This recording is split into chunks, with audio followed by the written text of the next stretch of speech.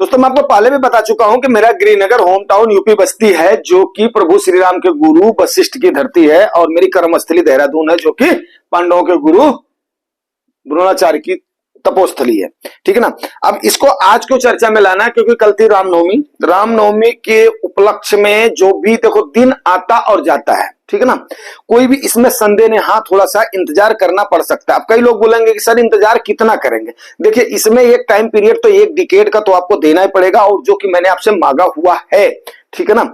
अब रही बात कि रामनवमी पर जब रामनवमी की बात जो निकली है, इसलिए निकली है कि कल क्या भव्य सजावट ड्रोन के द्वारा और भगवान सूर्य की किरणों से जो उनका तिलक किया गया प्रभु श्री राम का, एक्चुअली आनंद विभोर हो गया मन। क्योंकि 90s के दशक में हमारे स्कूलों का ना इतना ज्यादा बंद रहा है, जब उस समय अयोध्या मंदिर मस्जिद का विवाद चल रहा था।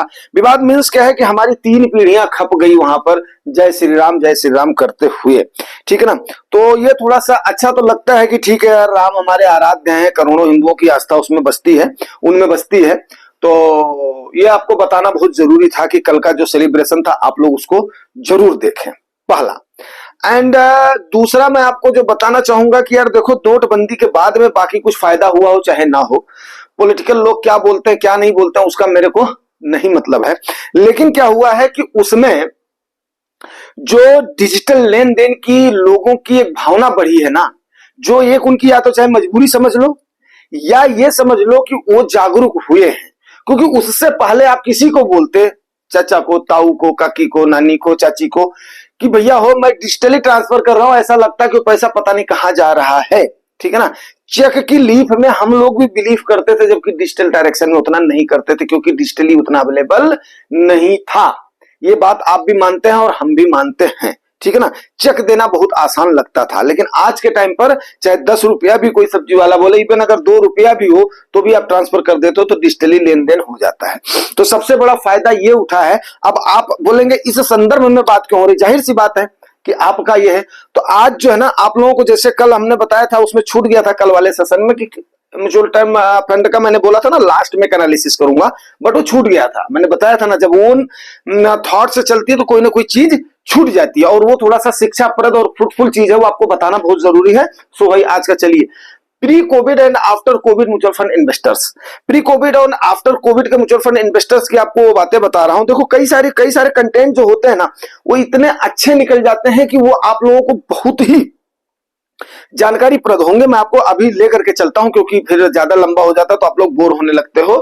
तो अब डिजिटली लेन देन की बात है, उसके बाद में कोविड ने सोने पर सुहागा का काम किया। अनफॉर्चुनेटली कोविड में बहुत सारे लोग हमारे अपनी जान गंवाए हैं, इसमें कोई भी संदेह नहीं है। हमारे बहुत ही बिलव्ड वन, हमारे देशवासी भी गए हैं। कोरोना का ऐसा इम्पैक्ट था, किसी को भी नहीं पता था। तो सडन 2 टाइप के आते हैं। एक तो क्या होता है, प्लान करके मार्केट को गिराई जाती है जब ये ओवर वैल्यूड हो जाता है। एक क्या होता है, कोई सडनली कोई चीज आती है, जैसे कोरोना आ गया, या रशिया यूक्रेन का वार हो गया, या इजराइल हमास का हो गया, या अभी इजराइल ईरान का टेंशन हो गया। तो चलते चलते क्या होता है, ब्रेक लग जाता है।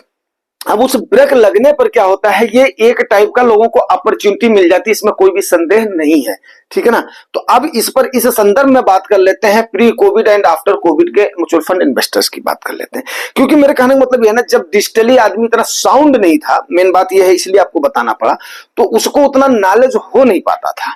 अब जैसे मान लिया जुआई टॉक्स के जितने व्यूअर है, सब्सक्राइबर हैं, अभी वो सपोज करो कि कम से कम उनको इतना तो समझ आ ही गई है कि यस, हमें करना क्या है, हमें करना कैसे है। अब जब वो खुद थोड़ा सा चढ़ाव उतार देखेंगे ना, और अगर वो पर्टिकुलरली वीडियोज को देख रहे हैं, तो उनको लगभग हर दिन उनको स्ट्रैटेजी का पता चली जाता है, हमें करना क्या है। अब इसका देख लेते हैं, पहले इन्वेस्टर का देख लेते हैं। पहले के टाइम पर क्या होता था, FIIs का बोलबाला होता था। क्यों? क्योंकि करेंसी वही लाते थे। ठीक है ना। अब इनको उस समय FII नहीं बोला जाता था, इन्हें FDI बोला जाता था, फॉरेन डायरेक्ट इन्वेस्टर्स बोला जाता था। अभी मॉरिशस रूट वाला जो चल रहा है वो वही चल रहा है। किसी दिन मॉरिशस रूट पर आपको डिस्कस करके बताऊंगा क्योंकि वो थोड़ा सा एक लंबा और पेचीदा सब्जेक्ट है और वो आप लोगों से संबंधित नहीं है, तो इसलिए उसको मतलब जो है डिस्कस करना मैंने फिर उचित नहीं समझा। तो अभी आज के टाइम पर ये, फिर उसके बाद में FII हुए, फिर उसके बाद में FPI हो गए, फॉरेन पोर्टफोलियो इन्वेस्टर हो गए, ठीक है ना। अब उसको ये ग्लैंस में बोल देता हूं, भारत सरकार ने अभी बोला कि भाई एक तो आप अपनी आइडेंटिटी को रिवील करो कि आपका पैसा कहां से आ रहा है और किस मद का पैसा आ रहा है, और जो लग रहा है वो ऐसा करके, कहीं ऐसा तो नहीं हमारे इंडिया का ही वहां पर फॉरेन में जाकर के कोई कंपनी खोल करके और उस रूट से पैसा डाइवर्ट करके इस रूट से आ जाए और उसमें कई सारा टैक्सेशन का बेनिफिट ले लेते हैं। ये बात कहां से निकली है कि कोई कुछ भी बोले, लेकिन ये बात निकली है अडानी के एक भाई साहब है छोटे, और वो वहां पर बाहर पर रह करके उसके बाद में कई सारा किए हैं। अडानी का नाम मैं इसलिए लेना चाह रहा हूं, करंट एग्जांपल है, ऐसा कुछ भी नहीं है, सिंधु नहीं है। सुरेश कलमाड़ी ने सेम स्टेप किया था कॉमनवेल्थ के घोटाले में। एक एक चेयर जो है ना, जो कि मुश्किल से इंडिया के अंदर 3,000 4,000 किया जाती थी, 8,000 10,000 की एक एक चेयर वहां पर पड़ गई थी। तो ये सारी चीजें हैं, चलिए छोड़िए वो गवर्नमेंट और ये उसकी जो रेगुलेटरी बॉडी है वो उस पर काम कर रही है, ठीक है ना। अब आगे आ जाते हैं।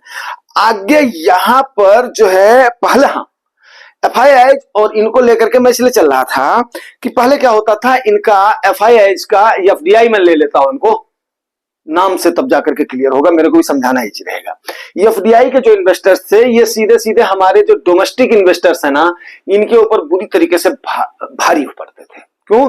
क्योंकि इनका जब मन करता था तब ये क्या करते थे, मैं आपको बताता हूं। जैसे मैंने आपको बताया भी था कि हमको क्रिप्टो का एग्जाम्पल लूंगा। अभी क्रिप्टो में क्या होता है कि बस हर्षद मेहता कैसे मतलब जो हीरो बन गया था, ऐसे हीरो बन गया था, मैं बताता हूं। जैसे मान लिया एक company, 2 company, 3 company, 4 company, 10 company ये हो गई। अब ये पर्टिकुलर सेक्टर की कंपनी हो गई है, ठीक है ना, एक ही सेक्टर की कंपनी हो गई। अब इनकी 60 गांठ ये कंपनी बढ़िया कर रही है, ये कंपनी बढ़िया कर रही है, ये तीनों फिसड्डी हैं। अब हर्षद मेहता की 60 गांठ यहां पर हो गई। उसने क्या किया, ये जो इसके ये है ना प्यादों को वो अपने पटा करके रखता था और वो बोलता था ठीक है इसमें तुम बाई करो। जनता को पता नहीं चलता था तब तक वो यहां पर इनको बाई करना शुरू कर देता था।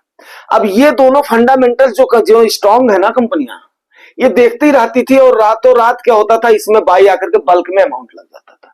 अब जनता का आपको पता है, वो देख करके भागती है, अरे इसका शेयर तो यहां पे है, वो यहां से भी शेयर से पैसा निकाल करके यहां पे डालना शुरू करती है। अब ये हो गया रॉकेट ही नहीं, स्काई रॉकेट हो गया, ये मार्स हो गया। ये जो वो बोलता है ना एलन मस्क कभी कभी ट्यून करता है, मैं डॉजी कॉइन को मार्स पर ले जाऊंगा, तो इस टाइप से किया, ये क्या हो गया, स्काई रॉकेट हो गया। अब स्काई रॉकेट हो गया, ये धड़ धड़ धड़ धड़ धड़ धड़ धड़ धड़ बढ़ता जा रहा है, रातों रात बढ़ता जा रहा है, ठीक है ना। अब यहां से क्या हुआ कि जब इन्होंने देखा यस जो हमने पैसा लगाया था, अब इसमें क्या हुआ, अब यहां पर पैसा तो लग गया, दबा करके ये थी अपना नीचे थी, नीचे से ले आकर के यहां पर पहुंच गया ये, समझिए मेरी बात को। उसके बाद में रिटेल इन्वेस्टर्स ने यहां पर पोजीशन बनानी शुरू कर दी, ले धबाधब धबाधब। क्यों?